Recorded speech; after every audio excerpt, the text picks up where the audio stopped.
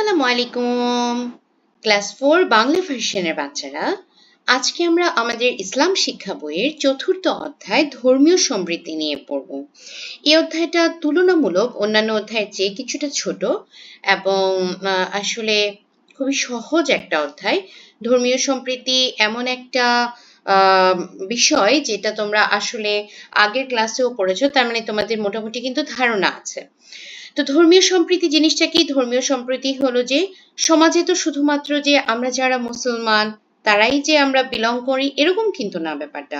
সমাজে অন্যান্য ধর্মের মানুষজনও আছে, যেমন হিন্দু, বৌদ্ধ, খ্রিস্টান, এরকম বিভিন্ন রকম ধর্মের মানুষজন কিন্তু আছে। এই যে সবার সাথে একটা সুন্দর সম্পর্ক বজায় রেখে চলা, এটাই হলো ধর্মীয় সম্প্রীতি। মানে ধরো আমি ইসলাম গ্রহণ করেছি, আমি নামাজ পড়ছি, সেজন্যই যে আমি আমার নন মুসলিম কোনো ভাই বোনকে আমি চাপিয়ে দিব যে না তোমাকেও নামাজ করতে হবে, তোমাকেও রোজা পালন করতে হবে, এটা কিন্তু ধর্মীয় সম্প্রীতির অন্তর্ভুক্ত না। ধর্মীয় সম্প্রীতি হলো ঠিক ওই জিনিসটাই, যেটা হলো যে ঠিক আছে আমি তাকে দাওয়াত দিতে পারি, ধর্মের দাওয়াত দিতে পারি, কিন্তু আমি কোনো রকম জোর জবরদস্তি করতে পারি না। বরং আমি তার যে ধর্মীয় যে রীতিনীতি বা তার ধর্মীয় যে ব্যাপারগুলো, সেগুলোতে কোনো রকম কোনো বাধা প্রদানও করব না। তো আশা করি মোটামুটি ধর্মীয় সম্প্রীতি জিনিসটা কি তোমরা পড়েছো। বরাবরের মতো আমি কিন্তু রিলিজিয়ানটা তোমাদের রিডিং করে বুঝাই না, আমি তোমাদের রিডিং পার্টে যে বক্সগুলো আছে এবং এক্সারসাইজ পার্টটা আমি মোটামুটি সমাধান করে দিই। তো সেটাই করব আমি। চলো স্টার্ট করি প্রথম পেজে। আচ্ছা, 61 নাম্বার পেজে কিছুই ছিল না, 62 নাম্বার পেজে একটা বক্স আছে, ধর্মীয় সম্প্রীতি রক্ষার গুরুত্ব। 5টা পয়েন্ট এখানে দিতে বলেছে। তো রক্ষার গুরুত্ব কি কি হতে পারে বলতো? ধর্মীয় সম্প্রীতি সমাজে শান্তি ও সৌহার্দ্য বজায় রাখতে সাহায্য করে। হ্যাঁ, দেখো আমরা যদি কারো উপরে জোর জবরদস্তি করি, চাপিয়ে দেই, তার ধর্ম পালনে বাধার কারণ হয়ে দাঁড়াই, তাহলে কিন্তু কি হবে, সমাজে একটা বিশৃঙ্খলা তৈরি হবে না, একটা মার দাঙ্গা একটা সিচুয়েশন তৈরি হবে, যেটা কোনোভাবেই কিন্তু আমাদের কাম্য না। দ্বিতীয় পয়েন্টে কি বলেছে, এর মাধ্যমে বিভিন্ন ধর্মের মানুষের মধ্যে পারস্পরিক শ্রদ্ধাবোধ বৃদ্ধি পায়। ধর্মীয় সম্প্রীতি সংঘাত ও হানাহানি দূর করে শান্তিপূর্ণ সহাবস্থান নিশ্চিত করে। সম্প্রীতি বজায় থাকলে মানুষ একে অপরের বিপদে সাহায্য সহযোগিতা করতে পারে। ধর্মীয় সম্প্রীতি দেশের ঐক্য, উন্নয়ন ও সামাজিক স্থিতিশীলতা বজায় রাখতে গুরুত্বপূর্ণ ভূমিকা পালন করে। আচ্ছা, এরপরে আমরা যাব 62 নাম্বারে, আমাদের কোনো আর বক্স নেই, 63 নাম্বারেও নেই, 64 নাম্বারে আমাদের দুটো বক্স আছে, এই দুটো আমরা সমাধান করব। তো 64 নাম্বার পেজে কি আছে, ভিন্ন ধর্মাবলম্বীদের প্রতি উত্তম আচরণের তালিকা। আমরা কি করতে পারি, তাদের সঙ্গে সদয় ও ভদ্র আচরণ করব, তাদের ধর্মীয় অনুভূতিতে আঘাত দিয়ে কোনো কথা বলবো না, তাদের উপাসনালয় ও ধর্মীয় অনুষ্ঠানের প্রতি সম্মান দেখাবো, তাদের বিপদ আপদে সাহায্য সহযোগিতা করব, ধর্মের কারণে কারো সঙ্গে বৈষম্য করব না। দ্বিতীয় বক্সে কি বলেছে, ভিন্ন ধর্মাবলম্বীদের অধিকারের প্রতি যত্নশীল হওয়ার উপায়সমূহ কিভাবে অনুশীলন করব তার তালিকা করি। তো কি করতে পারি, সকল ধর্মের মানুষের সঙ্গে সুসম্পর্ক বজায় রাখব, তাদের জীবন, সম্পদ ও সম্মানের নিরাপত্তা নিশ্চিত করতে সচেষ্ট হব, তাদের সঙ্গে সম্মানজনক ভাষায় কথা বলবো, অভাবী ও অসহায় মানুষদের সাহায্য করব, ধর্মের ব্যাপারে কাউকে জোর বা বাধ্য করব না। আচ্ছা,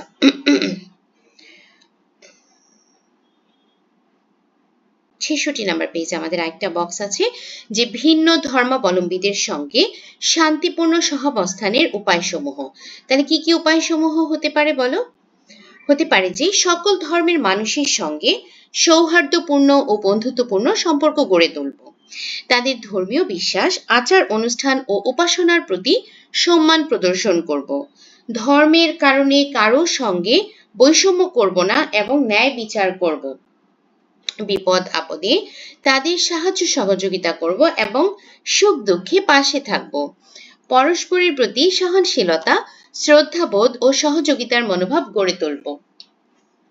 আচ্ছা, এরপরে আমরা যাব আমাদের অনুশীলনীতে কিছু সঠিক উত্তর আছে, শূন্যস্থান পূরণ, সংক্ষিপ্ত প্রশ্ন, বর্ণনামূলক প্রশ্ন, মিলকরণ, শুদ্ধ অশুদ্ধ এগুলো আছে। তো চলো আমরা এগুলো সমাধান করে ফেলি। ইসলামে অন্য ধর্মাবলম্বীদের সঙ্গে কেমন আচরণ করতে বলা হয়েছে? সহানুভূতিশীল। ধর্মের ব্যাপারে কোনো জবরদস্তি নেই। এটি কোন সূরায় আছে? সূরা বাকারা। ইসলামের আদর্শ অনুসারে একজন মুসলমান কিভাবে অন্য ধর্মাবলম্বীদের সঙ্গে সহাবস্থান করবে? সহানুভূতিশীল আচরণ করে। অমুসলিম প্রতিবেশীর উপাসনার প্রতি আমরা সহনশীল হব। ইসলামের শিক্ষা অনুযায়ী অন্য ধর্মাবলম্বীদের সঙ্গে শান্তিপূর্ণ সহাবস্থানে তোমার আচরণ কি হওয়া উচিত? দয়াপূর্ণ ও সম্মানজনক আচরণ করা। শূন্যস্থান পূরণ। ধর্মীয় সম্প্রীতি হলো সকল ধর্মের মানুষের মাঝে সুসম্পর্ক বজায় রাখা। বাংলাদেশ একটি ধর্মীয় সম্প্রীতির দেশ হিসেবে পরিচিত। ইসলাম ধর্মীয় সম্প্রীতির উপর গুরুত্ব দেয়। মহানবী সাল্লাল্লাহু আলাইহি ওয়াসাল্লাম অন্য ধর্মাবলম্বীদের উপাসনার প্রতিও সহনশীল ছিলেন। আমরা ভিন্ন ধর্মের মানুষের কাজে সহযোগিতা করব। ধর্মে দীক্ষিত করার ব্যাপারে কাউকে জোর করা যায় না। আচ্ছা,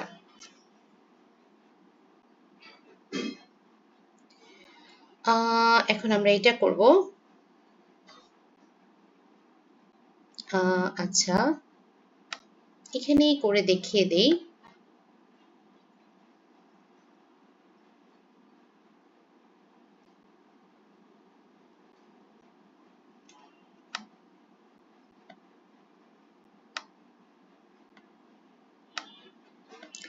আচ্ছা, দেখো কি বলেছে। ধর্মীয় সম্প্রীতি বজায় থাকলে সকলের মধ্যে সহনশীলতা ও পারস্পরিক শ্রদ্ধাবোধ বাড়ে। ভিন্ন ধর্মের হয়েও তারা শান্তিপূর্ণভাবে বসবাস করে। ধর্মের ব্যাপারে কোনো জবরদস্তি নেই। জবরদস্তি মানে কি? জোরাজুরি করা। ভিন্ন ধর্মাবলম্বী অভাবীদের প্রতিও সাহায্যের হাত বাড়িয়ে দেব। ইসলাম ভিন্ন ধর্মের মানুষের সঙ্গে শান্তিপূর্ণ সহাবস্থান করতে উদ্বুদ্ধ করে। আচ্ছা, শুদ্ধ অশুদ্ধতে যাচ্ছি। ধর্মীয় সম্প্রীতি বিভিন্ন ধর্মের মানুষের মধ্যে সুসম্পর্ক প্রতিষ্ঠায় সাহায্য করে। শুদ্ধ। ভিন্ন ধর্মের মানুষের প্রতি সহনশীলতা দেখানো উচিত নয়। অশুদ্ধ। হযরত আবু বকর রাদিয়াল্লাহু ভিন্ন ধর্মাবলম্বীদের উপাসনালয়ের সুরক্ষার নিশ্চয়তা দিয়েছিলেন। শুদ্ধ। ইসলাম ভিন্ন ধর্মের মানুষের প্রতি সহানুভূতিশীল হতে উদ্বুদ্ধ করে। শুদ্ধ। ভিন্ন ধর্মের মানুষের কাজে সহযোগিতার মাধ্যমে আন্তরিকতা বৃদ্ধি পায় না। অশুদ্ধ। সকল ধর্মের মানুষকে মর্যাদা দেওয়া ইসলামের শিক্ষা। শুদ্ধ। সংক্ষিপ্ত প্রশ্ন। ধর্মীয় সম্প্রীতি বলতে কি বোঝায়? ধর্মীয় সম্প্রীতি হলো সমাজের সকল ধর্মের মানুষের মধ্যে সুসম্পর্ক বজায় রাখা। যখন বিভিন্ন ধর্মের মানুষ নিজেদের ধর্ম স্বাধীনভাবে পালন করে এবং একে অপরের ধর্মীয় বিশ্বাসকে সম্মান করে, তখন ধর্মীয় সম্প্রীতি প্রতিষ্ঠিত হয়। ধর্মীয় সম্প্রীতির মাধ্যমে সমাজে শান্তি, সৌহার্দ্য ও ঐক্য বজায় থাকে। এটি মানুষের মধ্যে ভালোবাসা, সহযোগিতা ও ভ্রাতৃত্ববোধ সৃষ্টি করে। ভিন্ন ধর্মাবলম্বীদের প্রতি সহনশীল আচরণ করা কেন প্রয়োজন?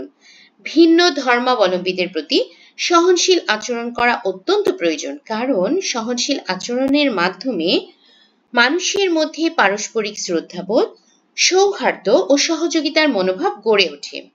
এতে ভুল বোঝাবুঝি, বিদ্বেষ ও সংঘাত কমে যায়। সমাজে শান্তি ও স্থিতিশীলতা বজায় থাকে। ইসলাম সব ধর্মের মানুষের প্রতি ন্যায় বিচার ও সদাচরণের শিক্ষা দেয়। মহানবী সাল্লাল্লাহু আলাইহি ওয়াসাল্লাম নিজেও অমুসলিমদের সঙ্গে ভালো ব্যবহার করতেন এবং তাদের অধিকার রক্ষা করতেন। তাই আমাদেরও উচিত ভিন্ন ধর্মের মানুষের সঙ্গে সুন্দর ব্যবহার করা এবং তাদের ধর্মীয় অনুভূতির প্রতি শ্রদ্ধাশীল হওয়া।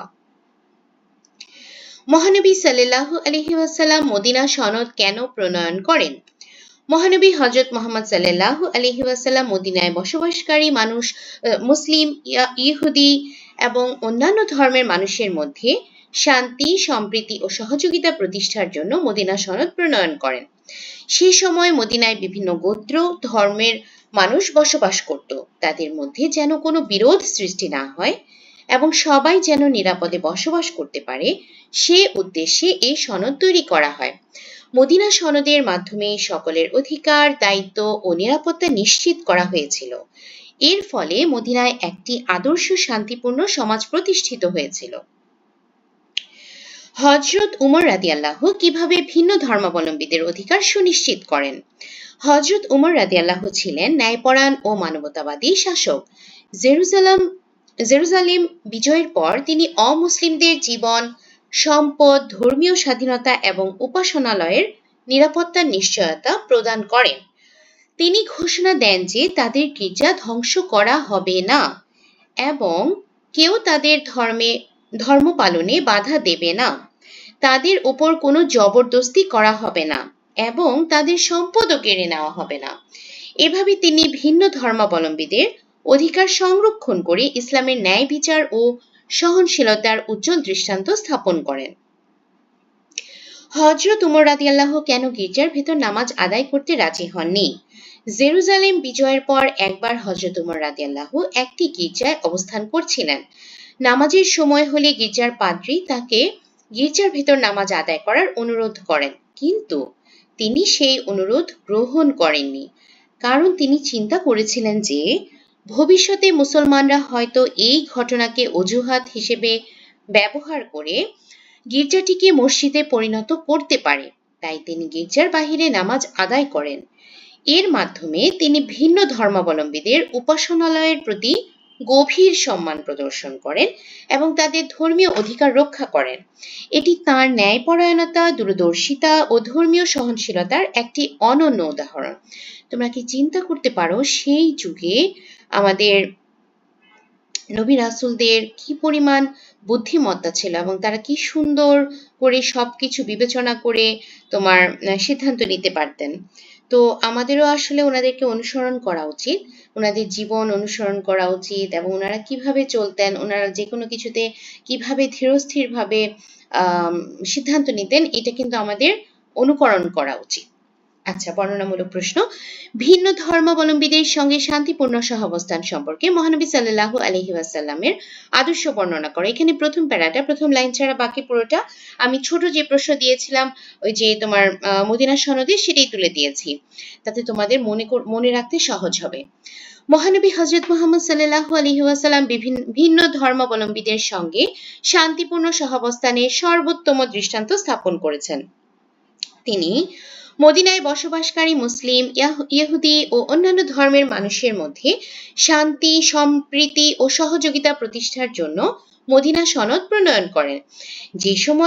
সেই সময় মদিনায় বিভিন্ন ধর্ম ও গোত্রের মানুষ বসবাস করত।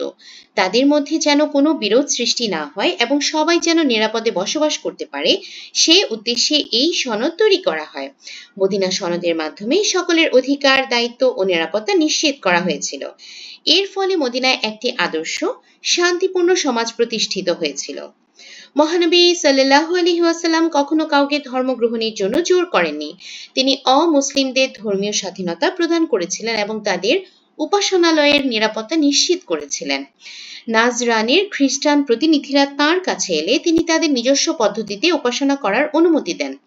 তিনি বিভিন্ন অমুসলিম সম্প্রদায়ের সঙ্গে শান্তি চুক্তি সম্পাদন করেছিলেন এবং তাদের সঙ্গে ন্যায়সঙ্গত আচরণ করেছিলেন। মহানবী সাল্লাল্লাহু আলাইহি ওয়াসাল্লাম এর এই মহান আদর্শ আমাদের শিক্ষা দেয় যে ধর্মীয় ভিন্নতা থাকা সত্ত্বেও সকল মানুষের সঙ্গে শান্তিপূর্ণভাবে বসবাস করতে হবে, পরস্পরের অধিকার রক্ষা করতে হবে এবং সম্প্রীতির পরিবেশ গড়ে তুলতে হবে। আচ্ছা, এবার আমরা দ্বিতীয় প্রশ্নে যাব। ভিন্ন ধর্মাবলম্বীদের সঙ্গে উত্তম আচরণের উপায়সমূহ লেখো।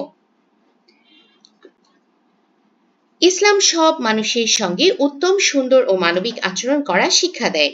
ভিন্ন ধর্মাবলম্বীদের সঙ্গে উত্তম আচরণের উপায়সমূহ নিচে দেওয়া হলো। ভিন্ন ধর্মাবলম্বীদের সম্মান করতে হবে এবং তাদের ধর্মীয় বিশ্বাসের প্রতি শ্রদ্ধাশীল হতে হবে। তাদের ধর্মীয় অনুভূতিতে আঘাত করে এমন কোনো কথা বা কাজ করা যাবে না এবং ভদ্রভাবে কথা বলতে হবে।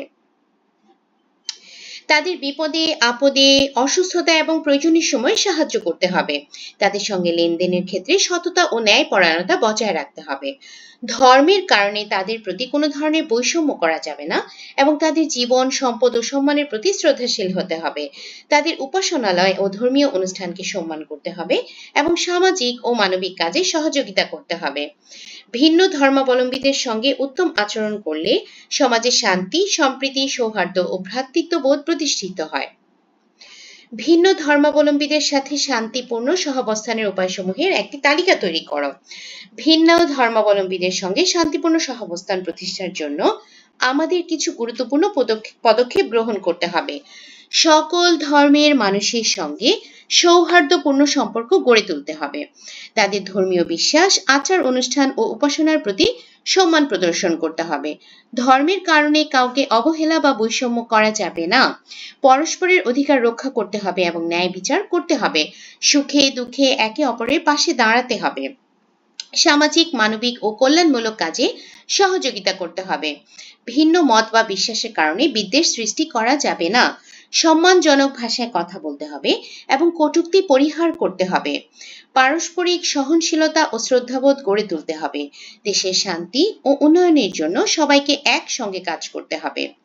এসব উপায় অনুসরণ করলে সমাজে শান্তিপূর্ণ সহাবস্থান প্রতিষ্ঠিত হবে এবং ধর্মীয় সম্প্রীতি আরও শক্তিশালী হবে। ধর্মীয় সম্প্রীতির গুরুত্ব বর্ণনা করো। ধর্মীয় সম্প্রীতি একটি শান্তিপূর্ণ, সুন্দর ও উন্নত সমাজ গঠনের অন্যতম প্রধান ভিত্তি।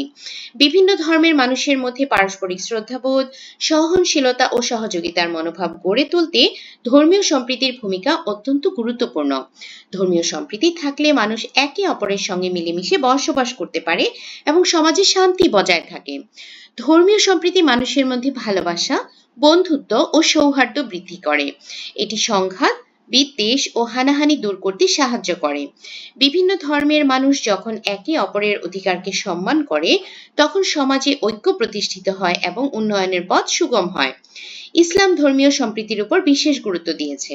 মহানবী সাল্লাল্লাহু আলাইহি ওয়াসাল্লাম ও তাঁর সাহাবীগণ ভিন্ন ধর্মাবলম্বীদের সঙ্গে ন্যায় বিচার, সহনশীলতা ও সদাচরণের উজ্জ্বল দৃষ্টান্ত স্থাপন করেছেন। তাদের জীবন থেকে আমরা শিক্ষা পাই যে সকল মানুষের সঙ্গে শান্তিপূর্ণ সম্পর্ক বজায় রাখা একটি গুরুত্বপূর্ণ মানবিক ও ইসলামিক দায়িত্ব। বাংলাদেশ ধর্মীয় সম্প্রীতির দেশ হিসেবে পরিচিত। এখানে মুসলিম, হিন্দু, বৌদ্ধ ও খ্রিস্টান সহ বিভিন্ন ধর্মের মানুষ দীর্ঘদিন ধরে শান্তিপূর্ণভাবে বসবাস করছে। তাই আমাদের সবার উচিত ধর্মীয় সম্প্রীতি বজায় রাখা, একে অপরকে সম্মান করা এবং সমাজে শান্তি ও সৌহার্দ্য প্রতিষ্ঠায় কাজ করা। আচ্ছা, একটু দেখে দিই আর কিছু আছে কিনা। না, আর কিছু নেই। ছোট্ট বন্ধুরা, আমাদের এই ছোট্ট অধ্যায় শেষ হয়ে গেছে। আশা করি সহজভাবেই তোমরা বুঝতে পেরেছো। আজকের মতো এখানেই শেষ করছি। সবাই সুস্থ থেকো, ভালো থেকো, আমার জন্য দোয়া করো। আল্লাহ হাফেজ।